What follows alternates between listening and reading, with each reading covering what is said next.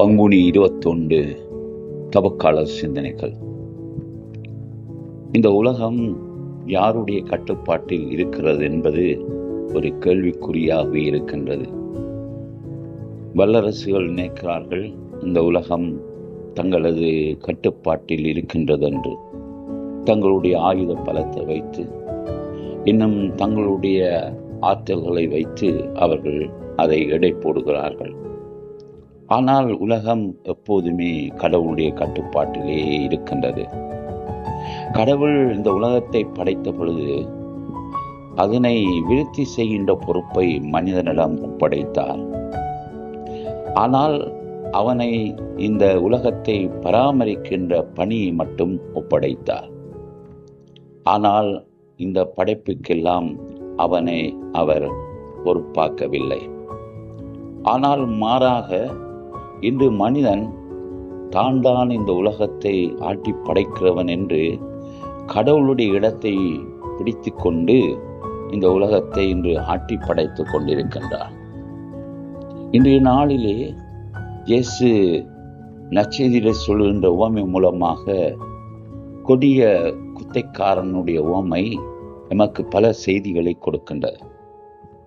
இந்த உலகத்தை கடவுள் குத்தகைக்கும் வாடகைக்குமே எங்களுக்கு தந்திருக்கிறார். அவர் எங்கள் மீது வைத்திருக்கிற நம்பிக்கையால் அதை நாங்கள் பராமரித்து வளப்படுத்தி அவருக்கு சேர வேண்டியதை நாங்கள் செலுத்தி அவருக்கு ஏற்புடைய விதத்திலே இந்த உலகத்தை நாங்கள் வளப்படுத்த வேண்டும் என்றுதான் கடவுள் நமக்கு இந்த உலகத்தை கொடுத்திருக்கின்றார். ஆனால் நாங்களோ அதை எங்கள் சுயநலங்களுக்காக நாங்கள் பயன்படுத்தி அடுத்தவரை சுரண்டி அடுத்தவருக்கு அநீதிகள் செய்து நாங்கள் வாழுகின்ற ஒரு வாழ்க்கையை இந்த உலகத்தில் காணுகின்றோம். ஆண்டவருடைய திட்டப்படி இந்த உலகம் இன்னும் வாழவில்லை, அதை அப்படியே வாழ்ந்து கொண்டிருக்கின்றது. எனவே 2வது செய்தியாக நமக்கு கொடுப்பது, நாங்கள் துஷ்பிரயோகம் செய்கின்ற இந்த உலகத்தை, நாங்கள் விரும்பிய மாதிரி இந்த உலகத்தை துஷ்பிரயோகம் செய்கின்றோம்.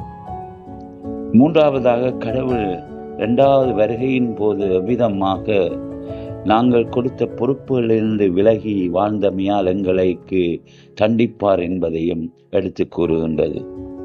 ஆகவே கடவுள் எங்களிடம் ஒப்படைத்தவற்றை தகுந்த விதத்திலே பயன்படுத்தி அதை வளப்படுத்தி கடவுளுக்கு பெருமை சேர்க்கக்கூடிய விதத்திலே அதை நாங்கள் நிறைவு செய்யவே அழைக்கப்பட்டிருக்கோம் என்பதை உணர்ந்து இந்த தவக்காலத்திலே நாங்கள் அத்தகைய ஒரு மனநிலையோடு கடவுளை நம்பி அவருக்கு ஏற்புடைய விதத்தில் வாழ முயற்சி செய்வோம். ஆமேன்.